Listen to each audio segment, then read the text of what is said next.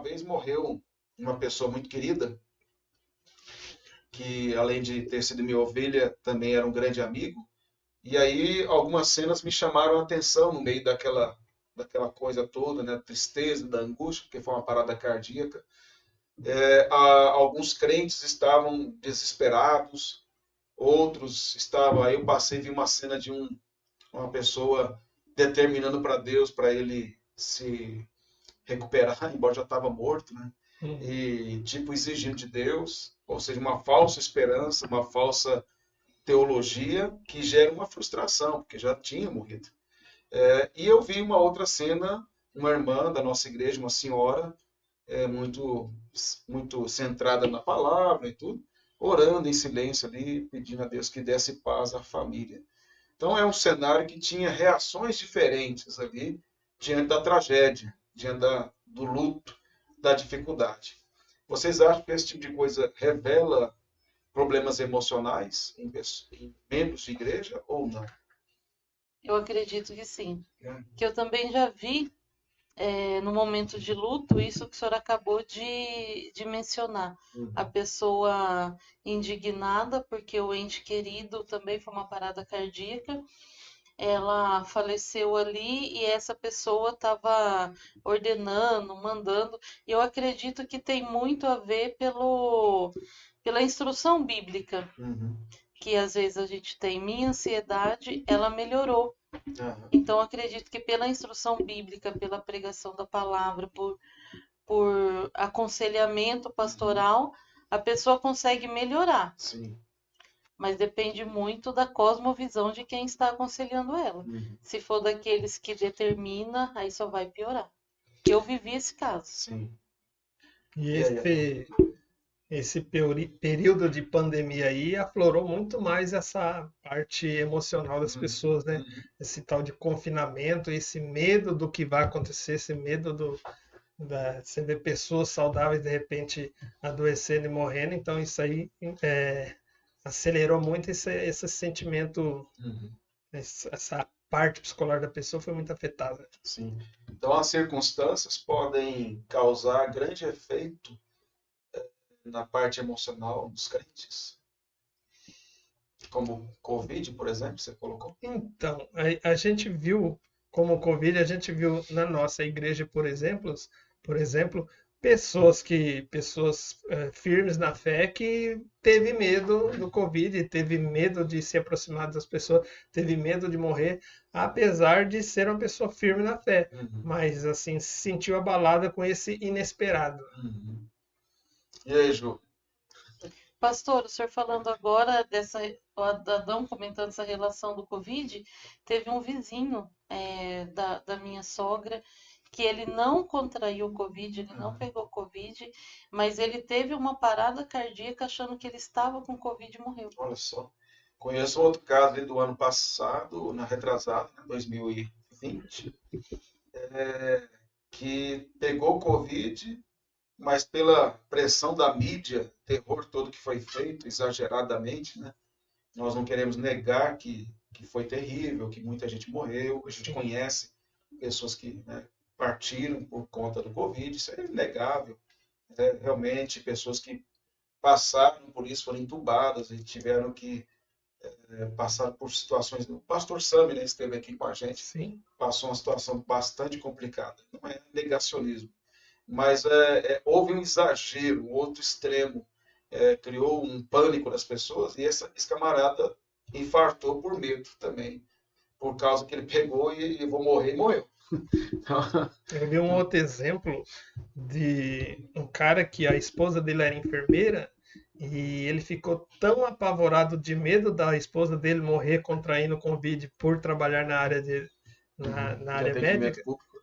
No caso da enfermeira. Sim, ele ficou tão apavorado com a ideia da esposa dele pegar a doença e morrer que ele infartou e morreu. E a mulher está viva até hoje. Então, e aí é capaz que casa de novo e vai ficar. E eu ver quem morre, né? E ela nem pegou Covid. Bem isso, pastor. A gente começou a introduzir aqui sobre questões relacionadas à parte emocional. É importante nós, crentes, olharmos para as Escrituras e ver o que ela nos ensina sobre esse assunto. E a Bíblia fala muito sobre as emoções, sobre sentimentos, sobre desânimo. Por exemplo, a gente vê os salmistas falando sobre, falando para si mesmo, né? Porque está abatido a minha alma, porque te perturbas, me espera em Deus. Então há uma sempre essa. É interessante porque nesse caso dos salmos aí que eu falo, do salmista falando com ele mesmo, é como se estivesse num divã, né? Aquele banco, né? Aquele sofazinho lá do psicólogo. Sim. E aí você coloca lá a sua alma deitada lá no divã e fica conversando com ela. Lógico, sentido figurado. E o salmista se indagando sobre as suas próprias ansiedades, preocupações. Então nós já aprendemos de imediato que a autorreflexão perante Deus nos ajuda a lidar com as ansiedades que vêm contra nós. A ansiedade, ela é, na verdade, uma preocupação exagerada por coisas que talvez nem venham a acontecer. E aí a pessoa começa a sofrer. O reverendo Hernandes Dias Lopes conta quando ele estava no seminário, estudando, seminário interno, e aí ele passou na porta de um quarto de um colega e ele estava chorando lá, compulsivamente, né? E ele pensou, morreu alguém, né?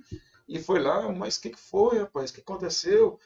Morreu alguém na sua família? Não, é porque eu fico imaginando o dia que minha mãe morrer. Como é que vai ser?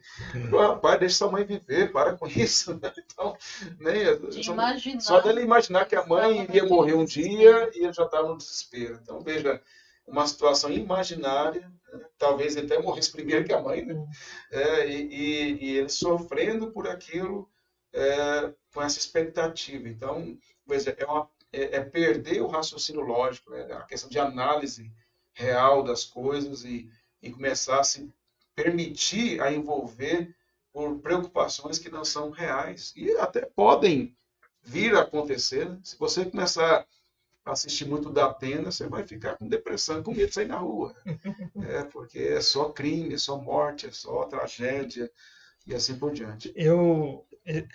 Essa parte de programa policial, assim, costumava assistir, depois eu parei por perceber que você assistindo todo dia aquele número de violência, você começa a achar a violência uma coisa normal. Sim. Você começa a se ver passando por aquilo, você começa a aceitar aquilo com a normalidade, que não é legal Ou também. fica em pânico. Né? Tem esses dois, se isolar, dois extremos. Clausurado em casa, com medo das coisas. Agora, a gente está falando de modo geral, depois a gente vai especificar algumas questões. Sim. Mas tem ansiedade também relacionada a remédios, né? A pessoa toma uma medicação, às vezes ela pode tratar um problema, ela pode despertar ou trabalhar outras partes do corpo, prejudicando, né? A contraindicação ali, levando a pessoa a ter ansiedade, ficar nervosa. Por exemplo, eu tenho muito problema de coluna, né? E por isso que eu pedalo, que me ajuda muito. Por isso que eu tenho que abaixar aqui para pôr você sabe como é que é, né? Eu tenho uma medicação quando me inflama o nervo ciático, que é uma dor terrível, quem já teve sabe disso. Graças a Deus agora com o pedal isso nunca mais aconteceu, mas se eu parar, volta. Então quando o nervo ciático ataca, tem um remédio que eu tomo que ele tira a dor, mas ele me deixa irritado. Deixa, assim, mexe comigo, assim, eu percebo e minha esposa também, né? Matheus, fica longe. Fica longe, tá? Irrita, porque isso é fato, é uma questão relacionada ao próprio remédio. Existem remédios que comprovadamente já causaram suicídio, né? Nos Estados Unidos teve um remédio que foi... Isso já aconteceu muitas vezes, né? Mas eu sei de um caso em que um remédio foi recolhido por causa disso. Criou... tirou a pessoa do próprio eixo, né? Então daí tem um caso de um pastor que era um homem crente, de bom testemunho, cuidava dos filhos, ele era, me parece, muitos anos que eu ouvi isso, tem mais de 20 anos, então pode ser que algum detalhe eu me perca aqui. Mas parece que ele era viúvo e os filhos dependiam dele, sim, tinham problemas especiais. E aí ele indo para o culto, alguma coisa assim, um trem bateu no carro dele e os filhos tiveram ele teve as pernas amputadas. E aí aquilo somado a tudo, a perda da mulher, os filhos, aí, aquela questão toda, e ele suicidou. E aí descobriram depois que era o remédio que estava tomando para depressão potencializou e criou aquele, aí foi recolhido. Então, Um remédio para remédio, depressão. Então, é uma situação. Até o Michael Horton, né, que é um escritor reformado, muito excelentes livros. Se você comprar qualquer livro do Michael Horton, livros maravilhosos. E ele pregou quando o cristianismo não funciona. Mas é lógico, ele não está dizendo que o cristianismo não funcionava. Ele está mostrando no caso de Jó, como ele sofreu, passou, e ele pregou no velório desse pastor, aí que ele conhecia muito bem o testemunho dele. É lógico que esse negócio de suicídio pode tratar no outro podcast, né? Se crente pode suicidar, não, essas coisas todas. Mas eu estou só colocando o fato da depressão e do caso de que o remédio potencializou. Eu conheço o caso, por exemplo, de pessoas que fizeram cirurgia bariátrica, né? Fala, né? E um amigo meu, um grande amigo meu, fez uma cirurgia assim, e com a cirurgia, vitaminas deixaram de ser enviadas para o cérebro lá. E ele afetou a parte emocional dele. Então, assim, não é uma coisa que ele faz por consciência e tal. Ele mudou o comportamento, não deixa de ter o erro moral, lógico, mas a proporção também da parte clínica da pessoa. Assim, não é não tomar remédio, não tratar, e geralmente não volta a ser o que era antes. Então, situações bem complexas. Né? E é muito confuso, né, pastor? Porque com 18 anos eu tive síndrome do pânico. No começo, Sim. não chegou ao grau máximo, graças a Deus. Bem Já quando fui eu no comecei a médico. namorar ela, né? Eu tenho pânico com o Adão. Acho que foi um sinal e eu não entendi. E eu fui ao médico, ele passou os medicamentos para mim, estava fazendo bem, só que eu era de outra igreja, também não vou falar Sim, aqui sim. que igreja que eu era. Uhum. E por falta de um aconselhamento, acredito, pastoral bíblico, Uhum. com Cristo sendo o centro, eu me sentia muito confusa. Eu falava, como assim?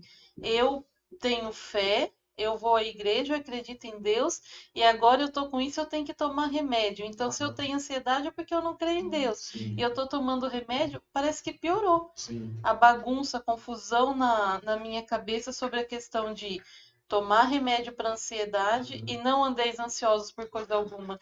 Então eu ficava assim, meu Deus, então eu não tenho fé, eu não sou. É Então, complicado. isso é uma questão bem complicada. Eu, como pastor, né, já caminhando aí quase 20 anos de ministério, e minha esposa teve síndrome do pânico em 2006, por aí.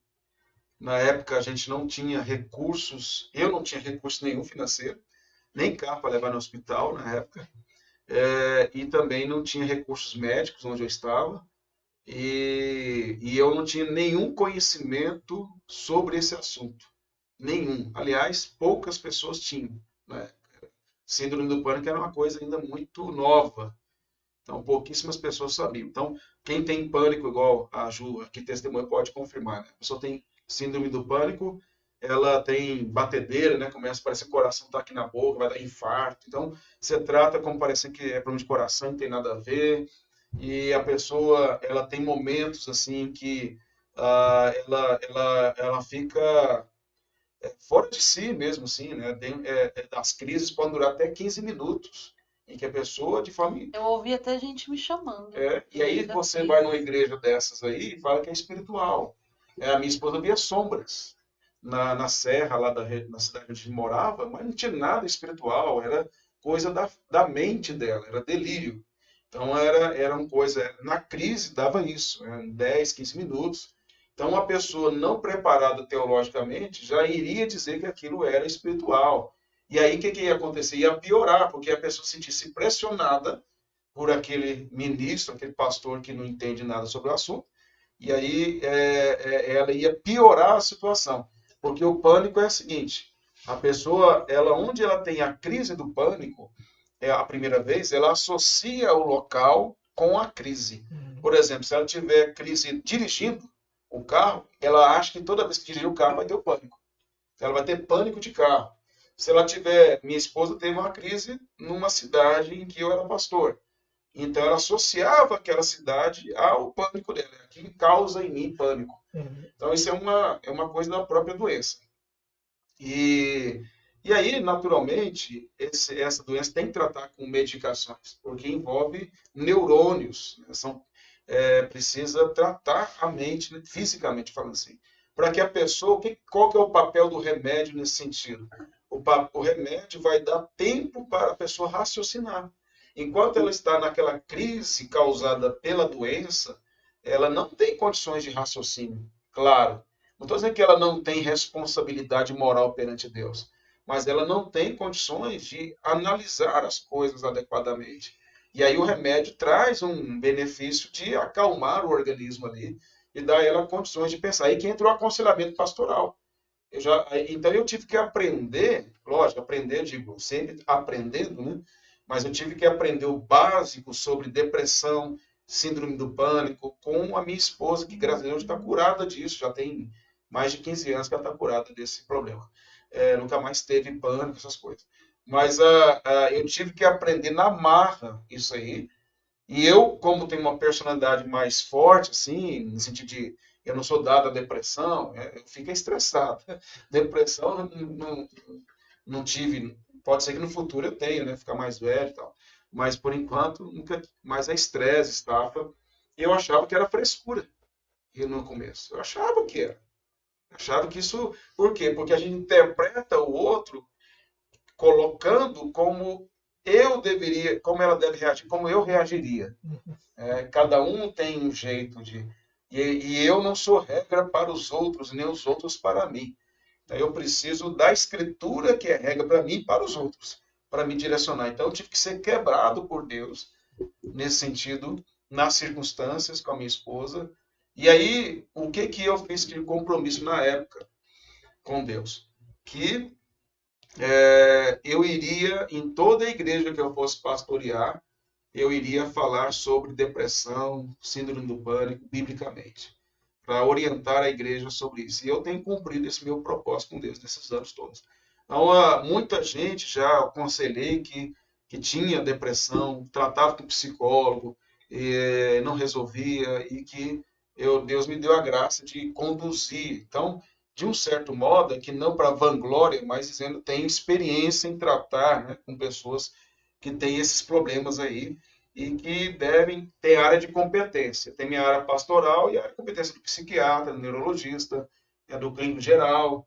Aí, se é uma questão médica, eu falo, procure e faça os exames, veja se está faltando vitamina, veja, converse com o médico, diga para ele que o seu pastor falou assim para você, procurá-lo nesse sentido. Agora, quanto a comportamento, visão de vida, interpretações das coisas, eu vou te mostrar biblicamente como lidar com tudo isso aí. Então, é uma questão que nós temos que tratar, porque há muitas pessoas adoecidas emocionalmente dentro das igrejas.